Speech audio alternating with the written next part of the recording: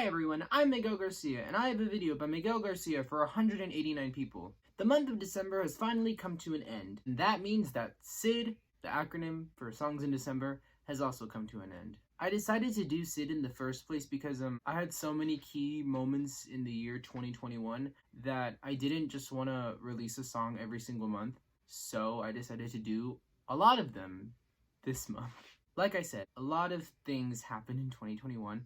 Some I'm very happy for. A lot of them are self-discoveries. A lot of epiphanies happened in 2021. And because of that, I wrote a lot of stuff in 2021. Taylor Swift once said that her music is like her personal diary. And that's exactly how I feel. I do not want to Gabby Hanna myself by any means. But genuinely, every single song I've ever written does hold a special place in my heart. Even the ones that I watch back now and cringe at. Which, honestly, in maybe 5 years down the line, I'm gonna look back at the songs I released in 2021 and cringe.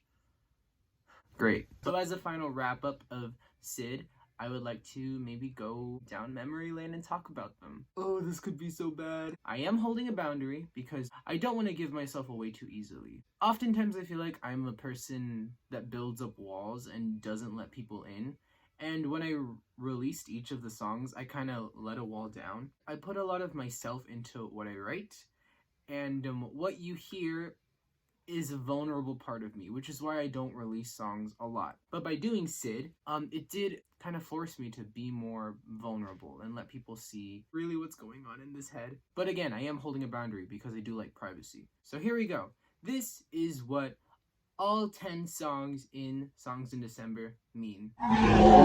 The first song released in Song of December was released on December 1st, and it's called If the Truth Comes Out. If the Truth Comes Out is kind of old, I'm not gonna lie. But essentially, I had a lot of moments in my life where I was feeling like I don't know what I want to do in the future. There's this huge pressure to be an adult, and I don't know what I want to do. I knew there were things that I enjoyed doing, but I also didn't really know what that meant. But then I had a little epiphany. I kind of knew what I wanted to do, and once I kind of figured it out, the thought of that terrified me. I felt so small for my dreams.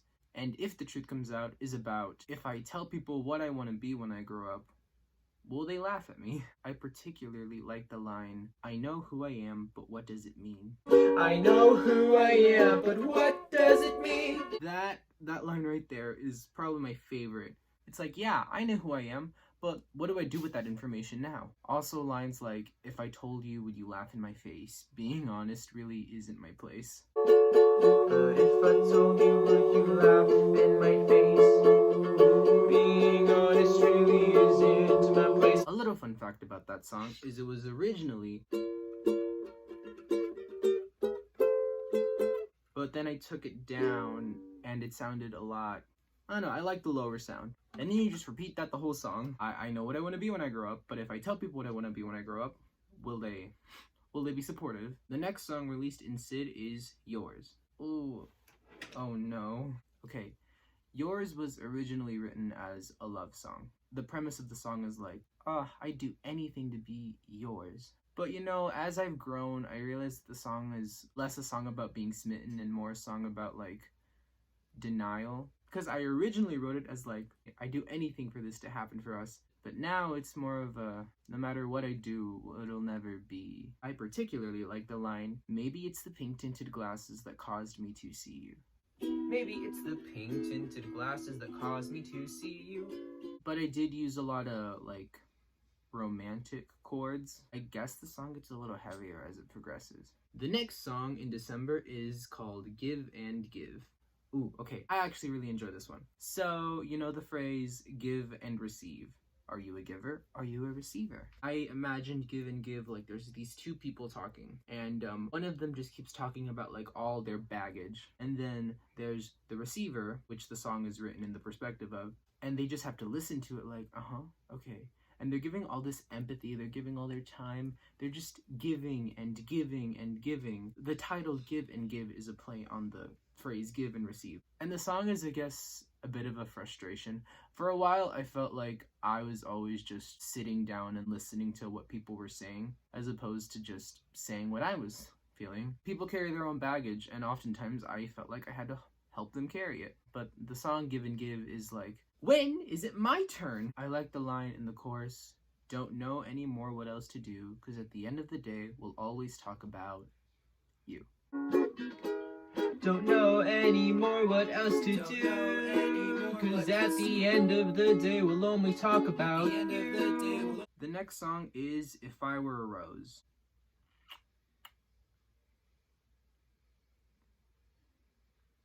Nah. The next song is called Suddenly. Suddenly is another one that was written quite a while ago, but it's a song about being afraid about growing up. I was going through it.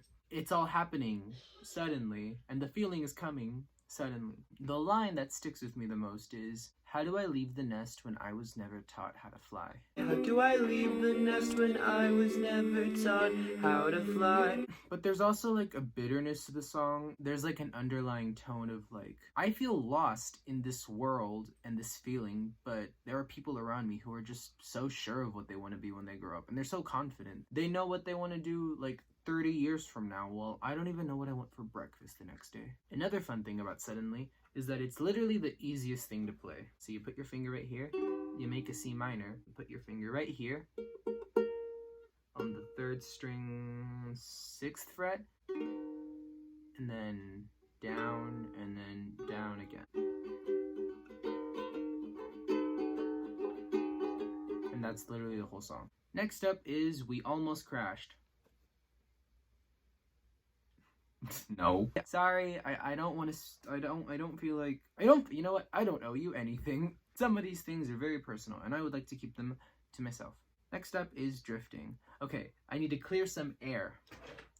Drifting is not about a breakup. Someone commented on my video asking if I was going through a breakup. Drifting was not written about a breakup. Drifting, I wrote it about friendship. Like, let's say these two friends, they're very close, but like one of the friends is a little more outgoing than the other, and they just have such a social group, while the other friend, the song it's me, from my perspective, it's like, I feel like I'm drifting away from you. At the time, I felt like I was always drifting away from friendships and relationships. Great. This got heavy. Drifting is such a depressing song, looking back at it. Please don't go, please come back, 'cause I know what I lack. Please don't go, please come back, 'cause I know what I lack. Next up is a song called Them. Ooh, okay, I like this one. Them is a song about trying to please people, but feeling like you'll never be them. I am a people pleaser. I try my best to be there for people, and I try my best to satisfy people, make them feel special and one of a kind. And for a while, I feel like the relationships that I've made with people, they're very strong, but then I'm not good enough for them. They always choose someone else. I'll try to be everything you want. I'll silence myself. I'll hide all my flaws. Please wait until then so I can be like them. Oh, I'll try to be everything you want, and I'll silence myself. I'll hide all my flaws. Please wait until then so I can be like them. It's like I'm willing to sacrifice myself for you, and you don't care. Them can be anyone. Can be other friends who people just get closer to, can be your family, siblings, relationship partners. Next up, we're very close to the end, is a song called Later. Later is also a pretty old one, maybe 2020, but it was the very first duet I wrote. Man, I was really going through a weird patch about growing up. I felt very scared about the future. And Later is another song about the future. Basically, I envision Later as like verse 1 being my younger self, and then verse 2 being my older self. Verse 1 is very much like, I guess, me right now, which is like, I'm so scared about the future and I don't know what I want. And then verse 2 is how I would expect to feel when I'm older, which is basically, nothing you say matters right now because the future will just come, and it comes easy. And then the chorus is like both of them together. The song is called Later because the song is talking about what happens later. I personally really like the line, "It seems so difficult, the quest to be an adult." It's the very first line, and I think it already sets the tone for the theme of the song. Later is not a love song, sorry to disappoint. Gonna be honest, I don't really write love songs often. I thought I was getting really good at it because I thought Yours was a love song, but then it's not a love song anymore. If I Were a Rose is also not a love song. I would say the only love song that I actually released in SID was, honestly, it was probably We Almost Crashed. Now, I don't want to talk about We Almost Crashed, but I will say my favorite line is, could we harmonize? Could we harmonize? And I've explained this to friends before, but imagine like two different notes, like they're different. One is lower, one is higher. You wouldn't expect them to work, but when they're together, they create what we know as a harmony. And that's why We Almost Crashed is a love song, because it's like, could we harmonize? I'm not saying we would harmonize, I'm saying, could we? But then the song Them is like, no. Finally, the last song, newly released. It's a song called Normal Again. Now, Normal Again is essentially me being like, I feel really bad right now, and I don't know when I'll be normal again. My friend Jenny actually helped me get some inspiration for the song. We were having one of our long talks, and I told her about something of mine, and she told me things like, you ran away from the truth, and you were gonna hit a wall, and you hit it, and this sucks right now. And then something Jenny said to me that stuck with me, and she says, it feels terrible right now, but you'll be normal again. I think the reason it stuck with me is because the idea of being normal, currently I'm going through a bit of a crisis, because I'm like, when was I ever normal? The song Normal Again ends with like, until when I'll be normal again. Broken relationships are very tough to get through. I'm still not fully recovered, but I wrote Normal Again when I was in the very deep depths of it. Essentially, the song is like, this is how I should feel once the emotion is past. Like a song of closure. Do I feel like that? I mean, I'm getting there. I'm taking one step at a time. Until when I'll be normal again. Okay, I'm done. Sorry. Okay, I believe that was it. I released so many songs, but that doesn't feel like a lot. I released 10. That's enough for an album, right? I think that's how albums work. Don't albums have like 12 or 20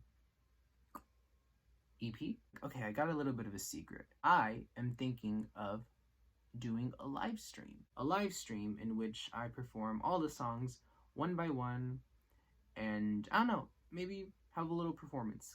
Never done a live performance. Live performances are scary, but I think if it's virtual, it'll be less scary. I'm probably gonna mess up a lot. So, thank you guys so much for watching this video, because I don't know why you wouldn't enjoy watching this video, let's be real. Please like, comment, and subscribe, because I'm very, very desperate. And I'll see you all in the next one.